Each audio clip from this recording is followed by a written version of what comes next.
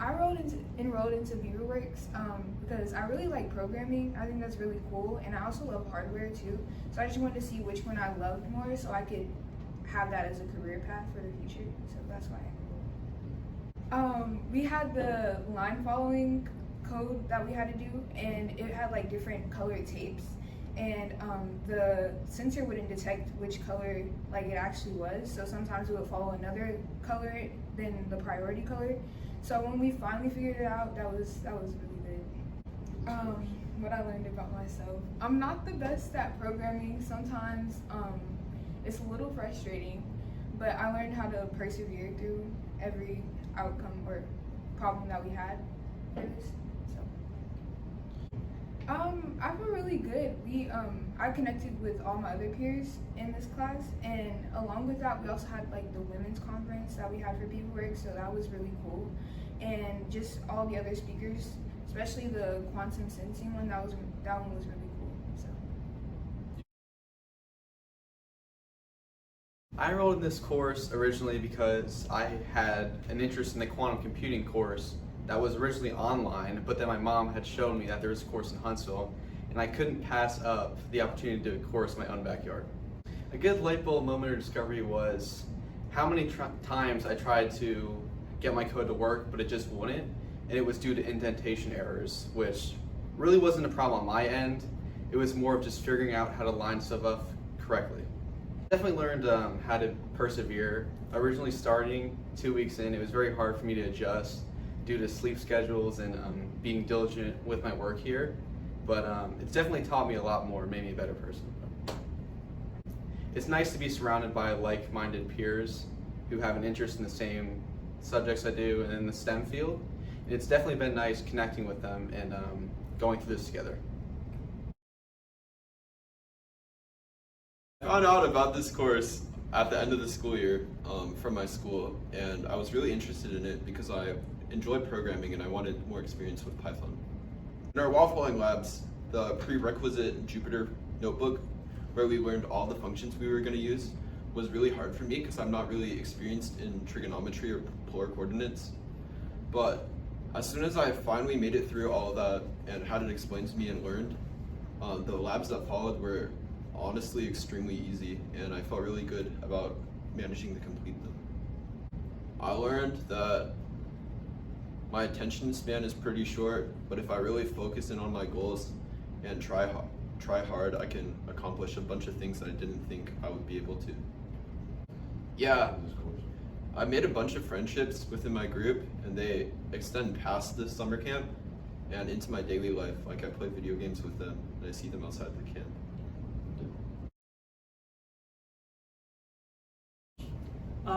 I enrolled in the course for the learning opportunity to get some more experience in programming. I just didn't feel like I was as strong with it as I wanted to be. I thought it'd be a good opportunity to just get better. So I took a computer science class in the past school year, and I hadn't really gotten a chance to really like apply what I'd learned, and like being able to apply it to like an actual problem feels a lot more interesting and fun than just doing it in the classroom, if that makes sense. I learned I have a lot more space I need to grow before I feel like I'm actually strong in Python. I feel like I've got a lot more to learn. I would say I've gotten relatively close to the people that I've been partnered with. I feel like I've gotten at least become friends with them. I decided to enroll in this course because as a rising sophomore, I believed that this course would show me more fields of engineering that would help me in my college search and what I would study in college. And also I thought that enrolling in this program would show me more people that share the same common interest as me. When we were doing the cone slalom challenge, and it took me about an hour to debug my code, and I found out the bug was that I misspelled the word code. So that's a light bulb moment right there. I learned that programming, while it's interesting, after a whole day of programming, it can hurt my brain a lot. But I believe that programming is really fun to me, and I think I would really like to study that in college. I made a lot of connections in this program. I believe that these are the kind of people I like to be around. They're very supportive, and I would definitely like to have these people around me in the future. I said yes because I was very interested in programming and more of that hands-on problem solving, that I could get that experience from BeaverWorks. I've learned that it's very satisfying to see the whole process from learning about an idea all the way to the application and the hours of troubleshooting on certain labs that we did. To be able to see all of your work come to fruition is very satisfying, and I've learned that that's very important things that I want to do. Yes. I made a lot of new friends, and that really helped us come together as a group to work together and not only make more efficient code, but also to have fun and enjoy ourselves. But yes, we were doing the cone slalom lab, and we spent 6 hours troubleshooting. We already had the program written, and we just had to get the numbers right. And then after, there was like an hour left in the day, and we finally got it, and it got past that last cone, and that was the light bulb moment, and it worked, and we were celebrating, and that was great. So that was probably the best moment so far of the course.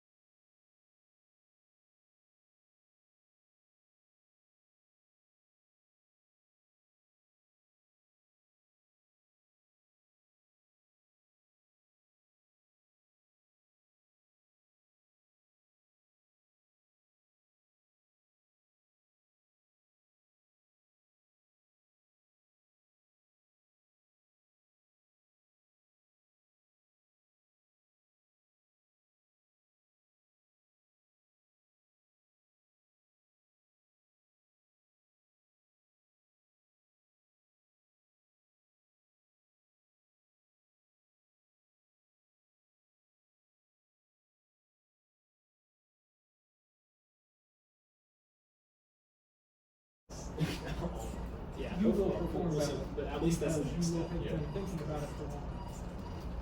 Wow. Yeah, I hope that helps. I like spewing information. You guys are going to do great. But it's worth it to go to the extra 3 hours of the research being done by undergraduate students. I got to get in the lab and do research. Whereas if you went to somewhere like Vanderbilt, you're actually really good about getting over there in the lab, but it's really not driven by graduate and postdocs. So you won't really have professors time. You'll have grad students time to go through these things. At Southern Miss, I have all professors time. Let's pump up. It's kind of a different thing.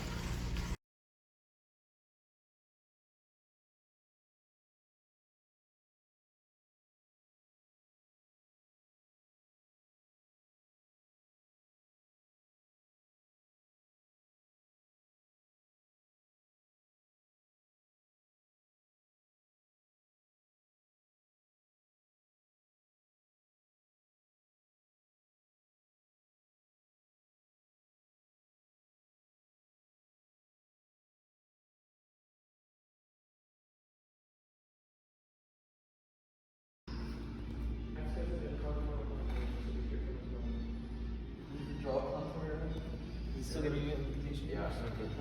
Oh. What line? Line 78, which I believe is. You can turn those on. So it prints out, it senses that you guys see the code. It's about getting the depth of the code. It's like a dirt.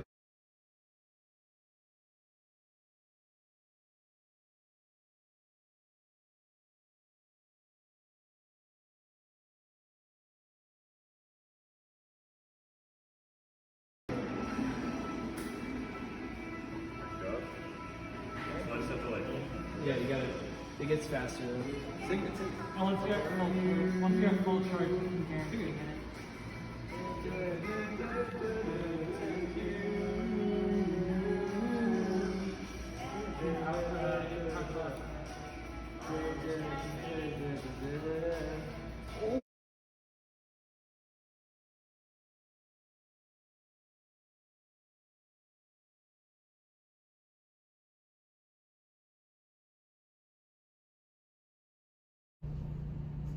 Hello, and welcome to the Huntsville BWSI Autonomous Racecar campus.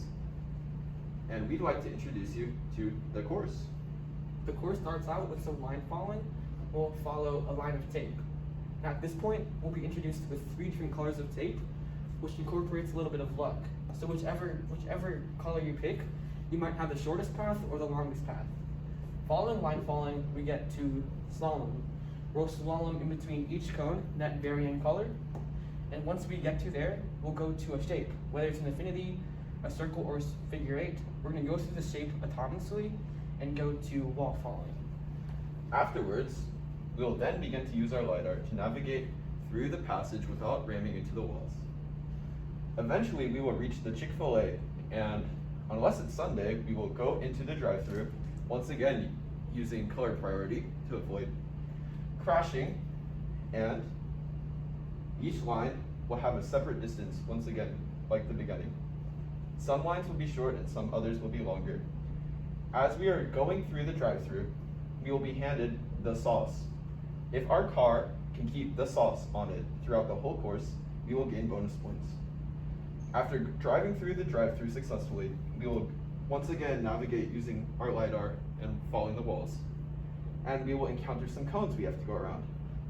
Once we go around the cones, we will reach an area where the walls disappear and are instead replaced with columns. These columns will force us to average the distance between our walls and our car.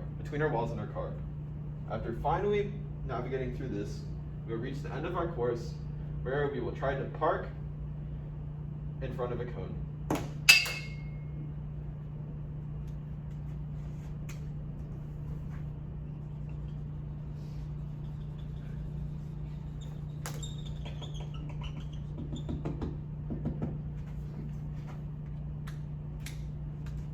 Thank you for watching.